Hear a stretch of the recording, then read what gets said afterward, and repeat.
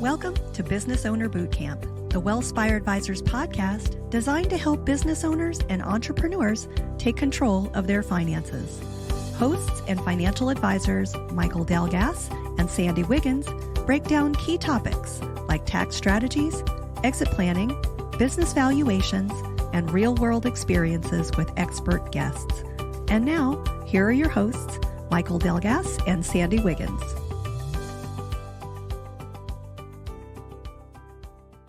Hello, everyone. My name is Mike Delgass, and I'm a co-host of WellSpire's Business Owners Bootcamp Podcast. This is the 9th episode in that podcast series. I hope you will continue to join us for future episodes, where we will discuss working with investment bankers on a business sale, planning for personal fulfillment post-sale, which is one of our topics today, and we'll keep diving into that, and further advanced tax planning.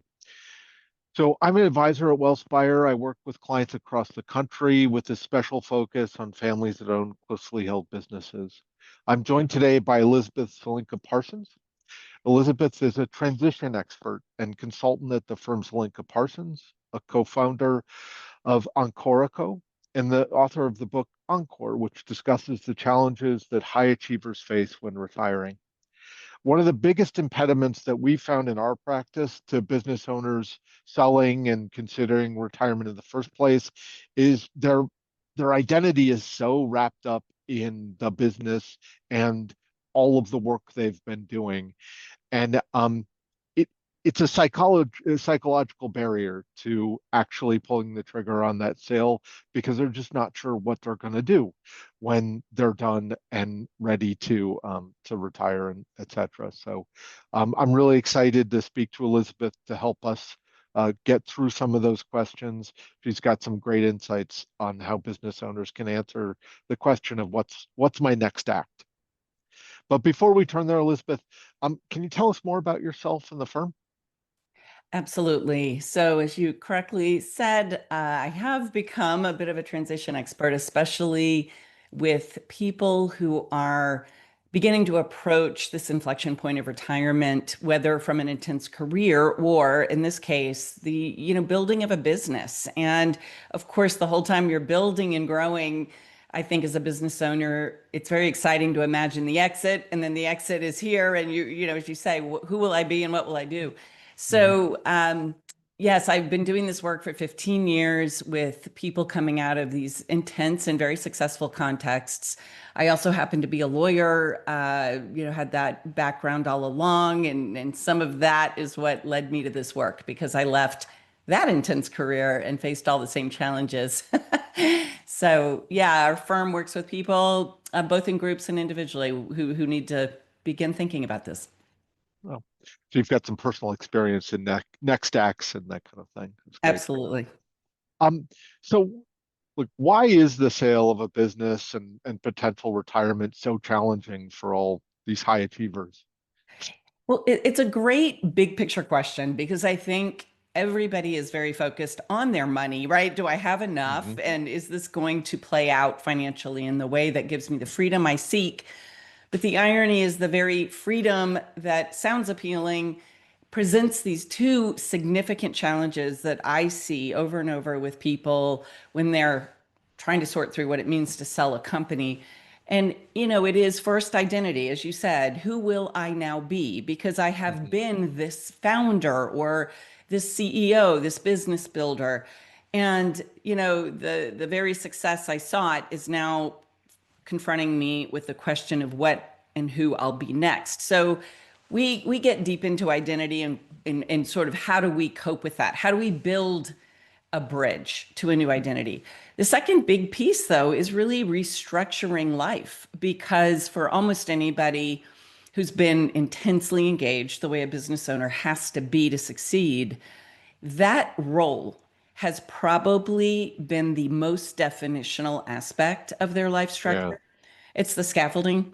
And so, they're tucking all the rest of everything around the edges of that. And so if you just sort of pull it right out of the middle, you feel like everything's in a bit of a jumble for a while. So yeah. What we like to try to do is help people really think intentionally about designing a life structure post-sale that makes sense for them. And of course, it'll be flexible, but we all need some version of structure. So those are two of the big challenges people must grapple with, I think, to feel a sense of sure-footedness as they move through this change. So I'm going to want to dig into that a little bit more and get more specifics on those because that sounds like something we need to get more detail on. But kind of sticking with big picture and that kind of thing, how can I make retirement be a great thing? How can I use it to my advantage? Yeah, it's a good question, because in many ways it presents the end of something, right? And so that there's a letting go, there's a honestly grieving process people go through. They've got to say goodbye to something that they've cared about a lot and put a lot of time and energy into. But really, what one must do is recognize that it is just a change. It's not the end of everything. It's an inflection point. And it's going to force us out of our comfort zone, almost by definition. And what I tell people is, of course, leaving your comfort zone is uncomfortable. And so there's a sense of resistance Right. anyone's going to feel. But what's quite interesting in the brain science these days is that confronting this discomfort, if you do it in a gradual enough way, is actually the very thing that inspires your brain to keep growing and literally your brain to keep growing and your skill sets to keep expanding. The key is to do it in a measured, gradual way so that you don't get overwhelmed by the amount of change coming at you. So we talk about how to manage leaving your comfort zone in a controlled way with a plan. Of course, it's iterative, but it really can feel exciting and sort of like a moment of real growth if you do that. So we try to reframe it more as a graduation. It's just one more graduation in life as Right. opposed to this exit into, less than. So you talked about making it gradual. What does that really look like when you're talking to your clients? How gradual is gradual, I guess? Well, that's a good point. Gradual really probably means different things in different contexts because somebody who's working on the sale of a company is in no way, shape, or form tapering. I mean, they're going to Right. be Yeah. intensely involved right up to the end. What I really more mean is psychologically gradual, so that Mhm. you don't have blinders on about the change that's coming until it's right at you. And so I sort of call that base jumping, and it's a little bit of what I did, honestly, when I was 35, when I left big law. And Mhm. it's incredibly disorienting. I mean, I maybe for a few people out there, that's a real blast. But, for most people, base jumping is scary. And, you don't have a sense of control. You don't know where you're going, why you're going. You're just, gravity's got you, right? So I tell people it's the plan that gives you the sense of control and that, oh, this is a gradual thing I'm embracing by planning as much as 18 months ahead of the change. And it's not even necessary that you begin to live the changes. You may not be able to, but the very fact that you've thought of them, that you have a bit of a roadmap and a compass, it really changes the level of overwhelm people feel. And Mhm. so even when people come to us already having sold a company with none of this planning done, right? And now they're 6 months in going, what have I done to my life? We always can look back and say, oh, you sort of did the base jump. That's why Right. it's it's Right. it's it's kind of landed you in a bit of a panic zone. So let's get you out of there. Well, so, we often talk on this podcast about when should you start planning. It's always, you can get into the trap that you described, right, where you are so focused on the sale and running toward that closing date that that's the only thing you can focus on. So, is this something that people should start working on even before they start the machinery running to do that sale?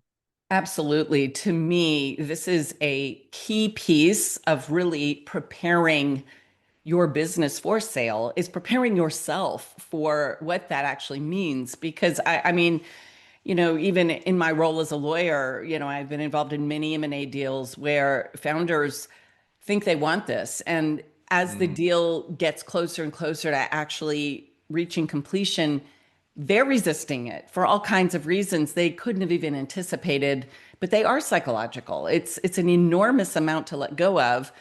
And I even see it in intra-family transfers, from one generation to the next. So I actually think in a perfect world, this kind of planning would be just as important as the kind of planning you're doing economically about it or tax-wise about it. You're sort of laying this all out and understanding what are the ramifications of the sale? How does my life and world look different as a result of it? Not just financially, but what is it that I will like? What kind of community do I need to rebuild?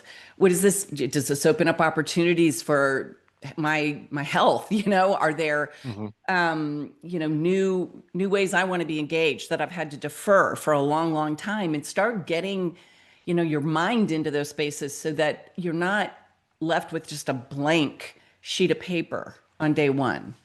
Yeah. Yeah. I mean, I can't tell you how many times we've seen people kind of torpedo deals either unconsciously because they are realizing they don't really want to do it, but they haven't really kind of told themselves that out loud, and so they kind of retrade things and change the terms and that kind of stuff. Or consciously they're like, oh wow, this is going to be a huge change. I don't think I'm ready for it because I haven't prepared myself for it yet. So yeah, it would be really helpful, especially if you're trying to maximize the dollar amounts, to know what you want going in. That's right. So I could definitely see the early start being helpful there. So I think when we were talking about kind of big picture, you mentioned two main issues. One is kind of identity, and the other is structure. And can we talk more about the practical steps you would take on both of those fronts, You and got help us it. kind of think about what that looks like in detail? Absolutely. Yeah, there are a couple of interesting sort of pieces of, I guess I'll call it research that I really dug into on identity, because it's sort of this amorphous word, and we sort of know what it means, but I thought, well, what does it really mean, Mm-hmm. And here are the two things that I'll share that I discovered that I think then lead to actually tactical steps you can take. So one is that there are two aspects of an identity in any human being. They're called sort of existential and then categorical. So the existential stuff is the stuff that is so inherently true about us, that's always a part of us. It's so inherent that we don't stop to touch base with it very much, right? You don't stop and connect with these things because they're so continuously true about you.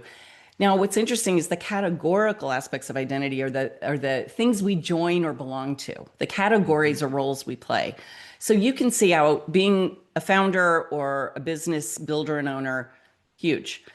Yeah. That ends up feeling more consciously definitional, even though roles come and go all the time in our lives, and we're still who we are without the role. The problem is we have a much more conscious association with the categorical aspects of our identity, and it's how we help the world make sense of who we are, right? So when you let one of those go, what you've got to recognize is it's just a category that you've been a member of.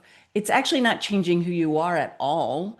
And so we do a lot of work around helping people reconnect with these existential aspects of identity, and then identifying the roles that they've really enjoyed playing and looking at new ways to engage in roles like those. So what you recognize is, oh, the world's full of roles. They're available, and I can go inhabit a new one. Leaving this one doesn't mean that I am forever no longer me. And I know that sounds obvious when you say it, but it's actually not obvious when you are in It the actually sounds career. like hard work to me, is trying to figure Yes. out where that existential and categorical line is. Yeah. And exactly. So there were lots of interesting exercises one can do on that. But the other one that's even easier, I think, to wrap your head around tactically is recognizing there are these three motivational properties of an identity. It allows us to create communion, Hmm. agency, and cohesion. And I'll run through those quickly. Communion is our connection to other people. We belong somewhere. Again, this is who's our community. The other thing is agency, which is the sense that, well, I'm this kind of person who knows how to get these kinds of things done. I can make things happen in my life. And cohesion is patterns and routines. Your identity is motivated to create those, right? So when you sell your company, you can see how all three of those are disrupted tremendously. Hmm. What we tell people is that's okay, it's fine. You're going to rebuild those things, though. You are going to feel lost if you do not have new strategies to build communion, agency, and cohesion. Cohesion leads us right into the life structure problem. Communion is a part of that. Where are we going to rebuild community in our lives or enrich our current relationships with more time? And then agency is all about the sort of exciting prospect of, wow, I'm going to go learn new things, develop new skills, step into new challenges. And it's okay that I may not be a master yet because I wasn't when I started this company either. I mean, this is just a new, exciting hike that I'm about to go on. But Hmm. as soon as people can see, oh, there's a strategy and a tactic around those three topics, you're reshaping an identity that way. You're bridging yourself as opposed to just, I lost me, don't know who I am. How long is it going to take me to find me again? Where do I look? And I literally lived that. I mean, I remember feeling Yeah, utterly bereft of me for a long time until all this kind of snapped back into place. got it. I mean, how long does that take for people that are working with you? Like, is there kind of an epiphany and the clouds part and the sun shines, or is it more of a gradual process? What does that look like? It's a good question. Well, our work is typically, retreat style where we go very, very deep over 2 or 3 days, depending on whether it's individual or group sessions, but Hmm. we do all this work. What I would say happens in those sessions is it's the first time in a long time for most people that they can push pause and reflect on these things. They're not as hard to connect with as you might think, but none of us sit down on a daily basis reflecting on this stuff. So what happens typically is there's an enormous amount of clarity around these things that comes out of that retreat period. But like everything, that's just the beginning of the insight. And you really have to live your way to the real answers. And so we often say to people, listen, you're going to get a huge amount of clarity. You're going to have the start of a roadmap. But take this first year where you are living this change and Mm. call it a sabbatical. Treat it that way because that's actually what it is. You do not have to have all the answers on day one. And in fact, it would be weird if you did. I mean, you really have to find out what life is like. It's like swimming, you can read about it all you want, but until you leap into the pool, you're not swimming. So we really like to give people this concept of a sabbatical, even as they explain it to the rest of the world, because what it implies is I'm going to take some time, get my feet under me again, think about who I am, explore, consider things, but I'm coming back. And I can't tell you how helpful just that construct is because it's both permission to not have an answer, but it's clear that you aren't done. And Yeah. nobody we work with is done. They have a new chapter. They know they've got another chapter. So it's both, like you got to plant the flag and start somewhere, but you also have to recognize all of this is an iteration. So let me take you back to the structure point, which, as you said, seems like it would implicate cohesion and communion. Um, how do I, what's my first step there? Like, how do I start thinking about that? And I mean, you mentioned rebuilding old relationships. That seems easier, but new ones, how do I do that? How do I get Yeah. some structure back in my life? Yeah. So we have an interesting format that we use with people, but we sort of really break life down into 6 key areas. And the way we begin the work is to ask people to define what it would look like if it were optimal. So let's just take health and energy or physical well-being because that's a pretty easy one for people to relate to. So for a lot of people who've been intensely engaged in like business ownership, so much falls to the background. You exercise if you can, you fit it in where you can. But for a lot Hmm. of people, they're aware that, oh, well, this is interesting. I'll have more time. I could really, really dig in a little bit more intentionally in this area. Okay, well, let's get clear what that looks like then. And so we help people map it out and create a definition. And then we do work around, well, now what's it going to take in terms of new habits, new schedules, new routines, new action items to get to that place? So we start to build actual action plans around these different parts of life, recognizing that there is going to be access to way more control, freedom, and time, which is ironically what scares everybody so much. But Right. the minute, right, the minute you have Yeah. a game plan for how to use it well, you start to feel excited. It's like, oh, this is interesting. You mean I could work out or exercise or hike or whatever my thing is 2 hours in the morning. I could go to yoga 2 nights a week if I want. You're right. No one's stopping me. But people have to get out of the mindset that other people are running their lives, because that's actually usually the way it feels when you're running a business. It's really running you. And you get into this mindset and habit of reacting to what the thing is that needs you. And so it's hard to shift into this mode of I'm creating this. I'm designing it. I'm creating it. I'm choosing. I'm experimenting. So we try to help people build those kinds of game plans for all these areas of life, one of which is new engagement, or what we call personal fulfillment. What is it going to be about for you? How are you going to be useful or contributive in this next chapter? What are the things you're doing even now in your business that you love the most? What are the roles you're playing? What are, are you a big, visionary? Do you like getting into the details? Do you love managing people? Do you like facilitating? But, and now let's get excited about new contexts where that stuff can come alive again in a fresh way, because that's where you're going to find the people too.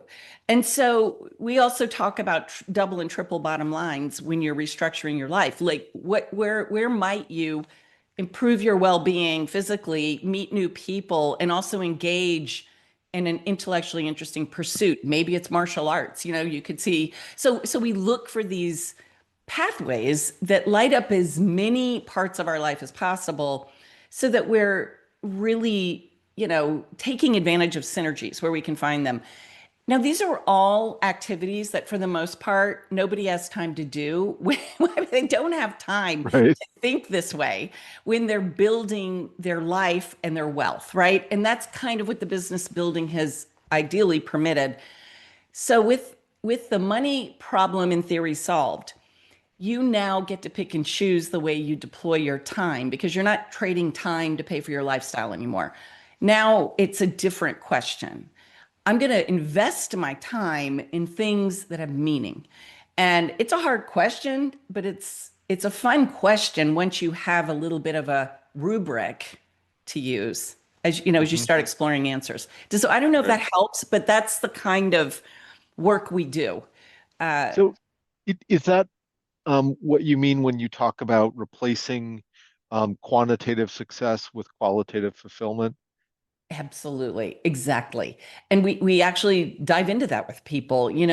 If you put yourself forward 5 years and you're imagine standing at that age, at that moment in life, how will you know that you've lived a spectacular 5 years? What would be true? And it's never about money, because the money, that's funny enough, right? Largely solved for our typical client. So it's not about that. It's things like I would have a connected network of friends. I would, it may even just be things like, oh, I would have learned 2 new languages. I would have traveled to 5 new countries. I'd have a creative pursuit. Or I'd be working on this particular cause that I've always cared about. So it's, as different as the people, but it's very interesting because people need a way to measure that they're on a path that feels like it's in the right direction. But it stops being about things like dollars and this very quantitative stuff that we are trained to care about, especially even in school. I mean, it's somebody else is grading us all the time. It's never us going, do I like the kind of student I am? Right. So, do you literally have clients quantify how many countries they want to be visiting, or, the number of connections the new connections they like to form? It's usually not quite that granular, but it's categorical like that. Hmm. And sometimes it'll be a little more measurable. I mean, only because they're trying to think about, oh, I've always wanted to know Spanish, and I love going down to Mexico, and every time I go, I wish I could speak the language. So, gosh, yeah, in 5 years, if I could be reasonably fluent in Spanish, that'd be great. I'd really Hmm. enjoy that. Um, but sometimes it is just broad stuff, and we ask them, if you could feel more of something in this next decade, what would that be? And so people may say, I'd feel more peaceful. Okay, well, that's interesting. How are you going to check in with whether that's coming together, right? So are there practices that you're curious about? How do you see that working out? So some of it is about helping people just put words around what is still missing for them, Hmm. and recognizing this inflection point presents a massive opportunity to go build or create that. Even if you're not sure how to do it yet, just asking the question starts to unlock your own mind, right? It's like, oh, that's a great question. Let me think about it. Let me talk to people. Let me get advice. Let me read about it. I mean, that's what I was doing. I was just Right. thinking, I've clearly missed the boat. So how do I figure this out? So kind of figuring out what that definition of success is, Yeah, and kind of creating your own metrics to exactly. be able to measure it. Yeah. Okay. Now, you had talked about individual versus group. I want to come back to that because, in the business owner context, sometimes you'll have a single owner, sometimes you'll have a couple that's working together, sometimes you'll have two, three generations all working at the business. Yeah. So how does how does that work? Is it better to kind of have generation by generation? Is it like, do we need to get the whole family together if it's a family business? What are the best approaches there? It's a great question. So I will say, for the most part, the business owners we work with do want to work with us individually, because they're Hmm. talking about such a specific set of facts, and often about very confidential things. And so that always makes a great deal of sense. We always start with the person, quote unquote, retiring. So the founder or the person who's passing on the reins, whether it's to a new generation or a third party. Hmm. Because until they have a sense of that pull, it's not just they need, there's always a push pull when you're trying to move through this change, and they need to feel that excitement about the future. And that's what that individual deep dive starts to do.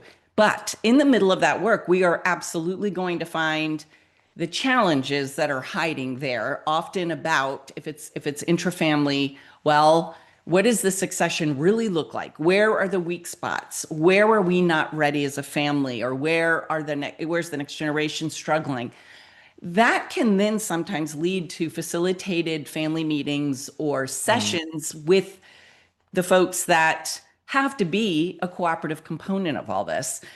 Because you're right on. I mean, if you're relying on human beings that you currently know to cooperate with this project, and that cooperation isn't quite clicking, then we've got to help it click. And we're Right. very good at helping bring forward at least what are where is this not working? What are we need to surface things that, especially in a family, sometimes are hard to surface or hard to actually Yeah. get to. So we are very fluid and customized in the way that we work with sellers, especially where they've got complex family dynamics. Now, for somebody preparing to sell to a true third party or a private equity firm, I mean, that's way more just about their own headspace. But I will tell you, we do some work with them too around whatever that transitional role is, because that's always hard on people. It is so hard to Mhm. be somebody's Yeah. employee in your former business, you know? Yeah. So, Yeah. Or to transition to the next generation, knowing that you can step in if they need you, and then absolutely. defining what that looks like and avoiding the constant, Yep. micromanaging from the allegedly retired person. Yeah. Exactly. Yeah. Yeah, it's tough. It's tough. So Yeah.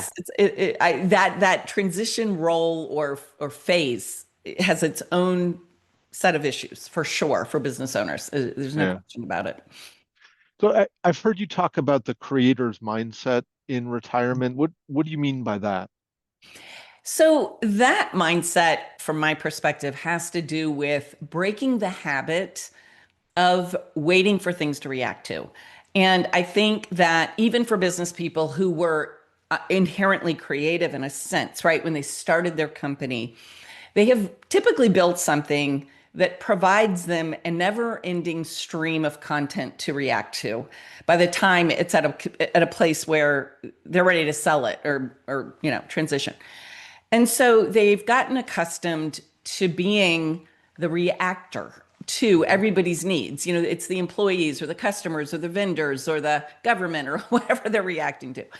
And so you're never hungry for content. In fact, what you're hungry for is a little space to think. And that's usually the hard thing.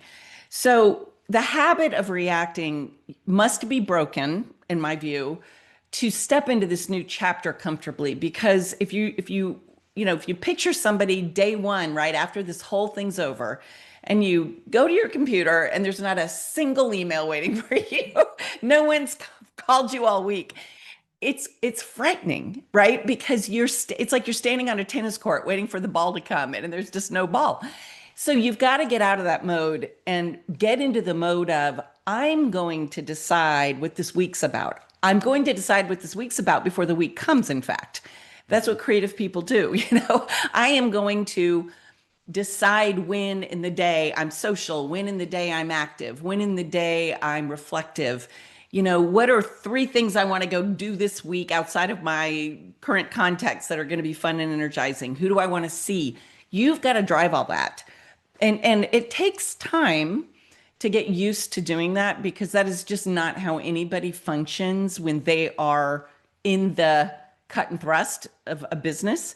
Yeah, when they're So putting out fires every day. yes, Yeah. it's all you do Yeah. is react. And so Yeah. it is the biggest mindset shift I think that people have to make, but it is really fun and exhilarating once you get good at it, because you start to really feel that sense of, I'm the one writing my story here. This is great. Hmm. But very few people have lived with that level of autonomy, even when they have their own business. And I think people imagine, oh gosh, that must be nice. You have so much freedom. I think actually the business owners I know feel that they're never not working. Yeah. Yeah. Yeah. No, that totally rings a bell. Um, so if I were your client, and I come to you and tell you I'm thinking of selling, but in the future, what's my experience like? Like, what how often, how do we meet, that kind of stuff? Oh, absolutely. So assuming somebody were to work with us in our Encore program, that is our sort of premier one-on-one program. It's Hmm. really two of us um, working with a single individual over 2 entire days. Now, on day one, we work through a framework and a facilitation of material that really digs deeply into this identity bridging and life restructuring material. And it's a very energizing day, but everybody tells us at the end, I'm also tired. Oh my gosh, I haven't talked about this much about myself ever.